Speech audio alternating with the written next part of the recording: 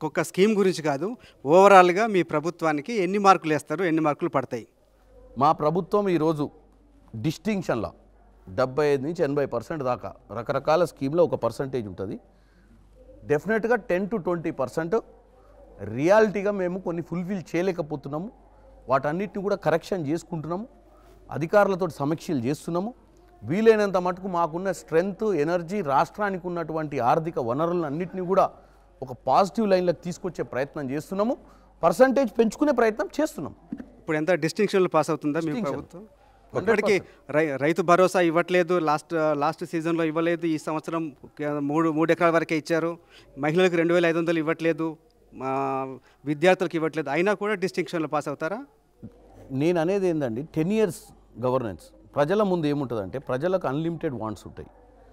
ప్రజలకు మేము ఇచ్చిన కమిట్మెంట్ కూడా 100% ఫుల్ఫిల్ చేయలేదు. ఇంకా ఎందుకు చేయలేదంటే ఆర్థిక పరిస్థితి బాలేక. కాబట్టి మేమేందంటే ఉన్న పరిస్థితిలో మేము ఈరోజు ప్రజల ముందు ఈ ఛానల్లో కూడా నేను ఎందుకు చెప్పాలనుకున్న అంశాలంటే, మన పరిస్థితి ఏంది, 10 ఏళ్ల పాలన వర్సెస్ 1.5 year, 1 year 3 months పాలన. 10 ఏళ్ల పాలనలో 55,000 ఉద్యోగాలు ఏ సంవత్సరం ఇచ్చిన దాఖలాలు లేవు. ఉన్నాయా? మీరే చెప్పాలి. ఇప్పుడు ఇచ్చిన ఉద్యోగాలు కూడా ఏవి మీరు నోటిఫికేషన్ ఇచ్చి విడుదల చేసినవి కాదు. అవన్నీ కేసీఆర్ పాలనలో జరిగిన ఎగ్జామ్స్కే మీరు సర్టిఫికేట్స్ మాత్రమే ఇచ్చారు. Certificate group 1, group 2, group 3, group 4 పరీక్షలు ఎవరు పెట్టారండి? అంతకుముందు కోట్లలో ఎన్నోసార్లు కోట్లలో స్టేలు తెప్పించుకుంది వాళ్ళు కదా. మేము స్టేలు తెస్తే వికెట్ చేయించి మరి మేము ఒక పట్టుదలతోటి పెట్టుకున్నాం కదా. మధ్యన వాళ్ళు ప్రెజర్ పెట్టి 1:50 నుంచి 1:100 తీసుకొచ్చి కన్ఫ్యూజ్ చేసి కోర్టుకు వాళ్ళే కన్ఫ్యూజ్ చేసి మళ్ళీ వాళ్ళే కోర్టుకు పోయి స్టే తీసుకొద్దామన్నా మేము ముందుగా ఇది పసిగట్టి ప్రజలు తల్లిదండ్రులు ఇబ్బంది పడుతున్నారు అని చెప్పి సంవత్సరాలు హాస్టళ్లలో ఉండి మంచి విద్యార్థి ఎప్పుడు కోచింగ్ అటెండ్ అవుతుంటాడు, ధర్నాలకు రాడు, ఉద్యమాలకు రాడు, ఒక 100 మంది 200 మంది విద్యార్థులను రెచ్చగొట్టి ప్రతిసారి ఈ గ్రూప్ 1, గ్రూప్ 2, గ్రూప్ 3 పరీక్షలు, గ్రూప్ 4 పరీక్షలు వాయిదాలు వేయించుకుంటూ వస్తురన్న దానికి పసిగట్టి ఉపాయంతో ఇచ్చిన ఏదైతే నోటిఫికేషన్లో మేము పెట్టిన అంశాలను మార్చకుండా ఎంత ప్రెజర్ వచ్చినా, ఎందుకంటే నోటిఫికేషన్లో పెట్టిన అంశాలు మారిస్తే ఇమీడియట్గా ఎవరో ఒకరు పోయి పిల్లేసి మళ్ళీ ఎన్నికలు పరీక్షలు ఆపుతారని చెప్పి ఉన్న దాంట్లో పర్ఫెక్ట్గా చేయాలన్న పట్టుదలతో. మరి డిఎస్సి ఎవరు ఆపిరండి? ఎందుకు ఆపిరు డిఎస్సి ఇన్నేళ్ళ నుంచి? గవర్నమెంట్ స్కూల్ ఎందుకు నిర్వీర్యం అయిపోయినాయి? డిఎస్సీలు పెట్టకనే కదా, టీచర్లు లేకనే కదా.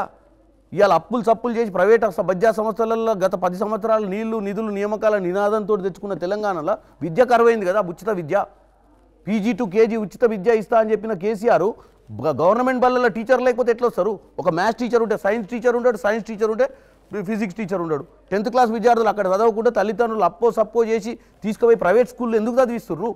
మనంతలో మనమే నిర్వీర్యం చేసినాం కదా విద్యా సంస్థల్ని. మేము కాదు కదా, మేము వచ్చిన తర్వాత డిఎస్సి చేసింది మేము కదా. దాంట్లో 30,000 టీచర్లను ట్రాన్స్ఫర్లు చేసినాం కదా. వాళ్ళు ట్రాన్స్ఫర్ చేసే పరిస్థితి కూడా లేకుండే కదా. 317 ఇంప్లిమెంట్ చేయడానికి ప్రయత్నం చేస్తున్నాం కదా. రైట్. మీరు ఫామ్ హౌస్ ముఖ్యమంత్రి అంటూ ప్రచారం చేశారు. ఇప్పుడు రేవంత్ రెడ్డి చేస్తున్నది కూడా అదే పాలన కదా. ఇక్కడ మాదాపూర్ ఇంటి నుంచే కదా పాలన కొనసాగిస్తున్నారు. మెజార్టీ మీటింగ్స్ అన్నీ కూడా అయితే కంట్రోల్ రూమ్లో అవుతాయి, లేదంటే రేవంత్ రెడ్డి నివాసంలో అవుతాయి. ఆయన కూడా ఎప్పుడు సెక్రటరీకి వెళ్ళటం లేదు కదా. మీరు ఒకసారి ఓ పని చేయండి, లాస్ట్ 13 monthsలో ఎన్నిసార్లు రేవంత్ రెడ్డి గారు 6వ floorలో సమీక్షలు పెట్టిర్రు, ఎన్నిసార్లు రేవంత్ రెడ్డి గారు కమాండ్ కంట్రోల్ రూమ్లో సమీక్షలు పెట్టిర్రు, ఎన్నిసార్లు అత్యవసరంగా ఒకే శాఖ ఒక 2 ఆఫీసర్లు వచ్చినప్పుడు ఇంటి దగ్గర మీటింగ్ పెట్టింది. ఫామ్ హౌస్కి హైదరాబాద్లో కూర్చొని అధికారులకు అందుబాటులో ఉండి, రోజు మీడియాకు అందుబాటులో ఉండి, రోజు ఏం చేస్తుండో అని చెప్పి ఒక విజువల్ వచ్చి ఒక మూమెంట్ వచ్చినటువంటి వ్యవస్థ రేవంత్ రెడ్డి గారు. ఫామ్ హౌస్ పాలన అనే దానికి దీనికి తేడా ఏంటంటే, ఫామ్ హౌస్ పాలనకి ఏ ఐఏఎస్ ఆఫీసర్లు పోయేటోళ్ళు కాదు. ఫామ్ హౌస్ పాలన ఆయన ఒక్కడే ఫామ్ హౌస్లో ఉండేటోడు, అక్కడి నుంచి ఆదేశాలు ఇస్తే ఇక్కడి నుంచి పనిచేయాల్సి వచ్చే పరిస్థితి ఉంటుండే. ఏ ఎమ్మెల్యే కూడా గేట్ దాటి ఇప్పుడు నా ఎమ్మటి రారు, నా కార్లో ఎక్కించుకుంటా మిమ్మల్ని, ఈ నుంచి నేను డైరెక్ట్ రేవంత్ రెడ్డి గారి ఇంటికి పోతా.